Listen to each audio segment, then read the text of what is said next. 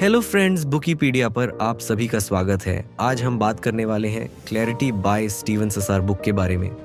आरव एक 30 साल का आम आदमी जो हमेशा से अपनी लाइफ में कुछ बड़ा करना चाहता था, पर हर बार किसी ना किसी कंफ्यूजन में फंस जाता।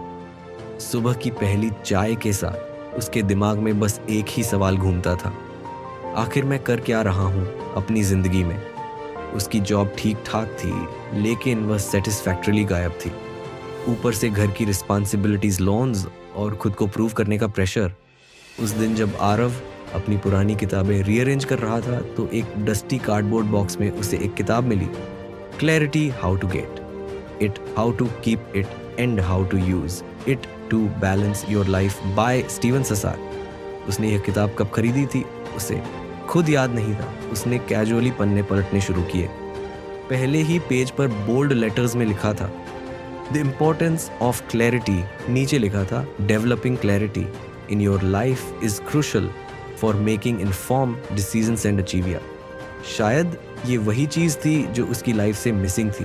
उसने चाय का कप उठाया और सोफा पर कंफर्टेबल बैठ गया। उसने किताब का पहला चैप्टर पढ़ना शुरू किया। पहले चैप्टर में बताया गया था कि क्लैरिटी मतलब सिर्फ चीजों को देखना या समझना नहीं है।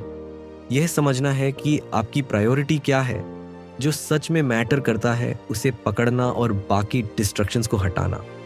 इसमें एक लाइन थी जिसने आरव को सोचने पर मजबूर कर दिया, a clear vision allow you to navigate challenge more effectively. Aarav ने खुद से सवाल किया, मेरी विजन क्या है, what do I truly want from my life. उसे जवाब नहीं पता था और यही उसकी सबसे बड़ी प्रॉब्लम थी। उसने किताब में आगे पढ़ा कि क्लैरिटी ना सिर्फ आपको सही डिसीजंस लेने में मदद करती है, बल्कि आपकी एनर्जी और टाइम को भी सही जगह इन्वेस्ट करवाती है। आरव को ऐसा लगा जैसे ये किताब उसके लिए ही लिखी गई है। किताब ने उसे एक छोटी सी एक्सरसाइज दी। उसने लिखा, write down 5 most important things in your life.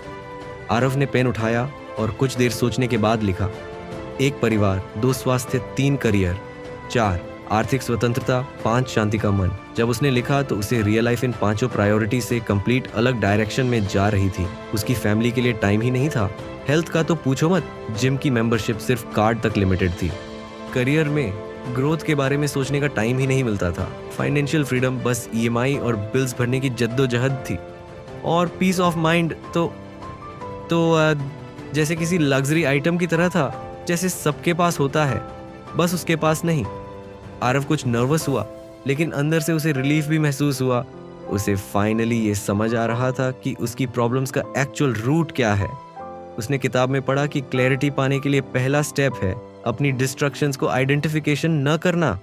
छोटी छोटी बातों पर ओवरथिंकिंग। किताब ने सजेस्ट किया कि इन डिस्ट्रैक्शंस को हैंडल करने का सबसे अच्छा तरीका है पॉज एंड रिफ्लेक्ट। मतलब हर बार जब भी आप कंफ्यूज्ड फील करें तो बस एक पॉज ले और सोचे कि आप क्यों कर रहे हैं और इसके पीछे क्या पर्पस है।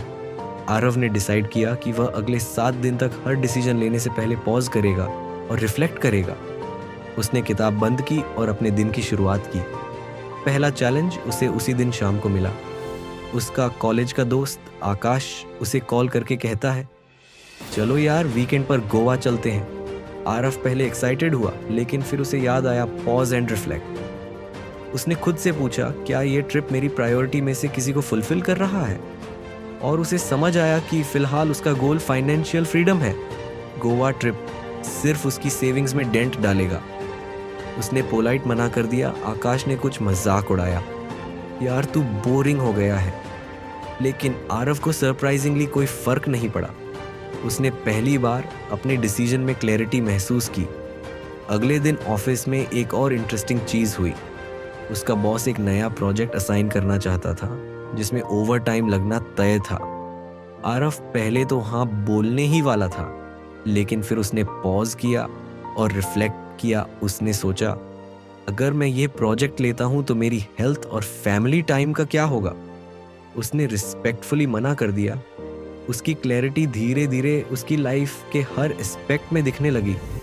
वह अब चीज़ों को सिर्फ सुपरफिशियली नहीं देखता था, वो उनके पीछे के वजह को समझने की कोशिश करता।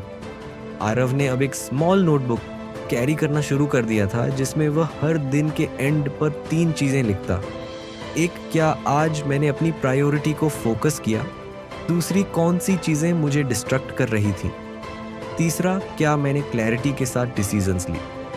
धीरे धीरे उसकी जिंदगी में चेंजेस दिखने लगे। उसका स्ट्रेस लेवल कम हो रहा था, वह ज्यादा कॉन्फिडेंट फील करता। उसने सोचा, अगर सिर्फ क्लैरिटी के पहले लेसन ने मेरी लाइफ में इतना फर्क डाला है, तो आगे के लेसन्स क्या क्या रिवील करेंगे। किताब का पहला चैप्टर खत्म ओके करने के बाद उसने अगले चैप्टर की तरफ बढ़ना चाहा, लेकिन तभी दरवाजा खटखटाने की आवाज आई। उसका 6 साल का बेटा आर को अपनी ड्राइंग दिखाने के लिए दौड़ता हुआ आया। उसने कहा, पापा देखो, मैंने आपका स्केच बनाया आरव को। इच्चा, अगर आपको हमारी फ्री होती है, लेकिन हम अक्सर इग्नोर कर देते हैं। उसने अपने बेटे को गोद में उठाया और उसके साथ पूरी ड्राइंग देखी। आरव ने सोचा, शायद यही क्लैरिटी है, अपनी प्रायोरिटी को सिर्फ लिखना नहीं बल्कि उन्हें फील करना। उसने ठान लिया कि वह अगले वीकेंड अपने बेटे और पत्नी के साथ टाइम बिताए। कहानी यहाँ खत्म नहीं हुई।